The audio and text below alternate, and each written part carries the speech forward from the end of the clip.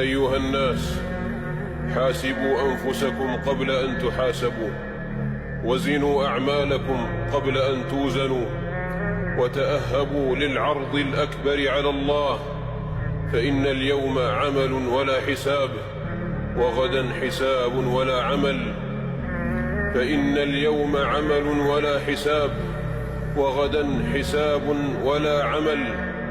يوم ينفخ في الصور نفخة واحدة، وحملت الأرض والجبال فدكتا دكة واحدة، فيومئذ وقعت الواقعة، وانشقت السماء فهي يومئذ واهية، والملك على أرجائها، ويحمل عرش ربك فوقهم يومئذ ثمانية.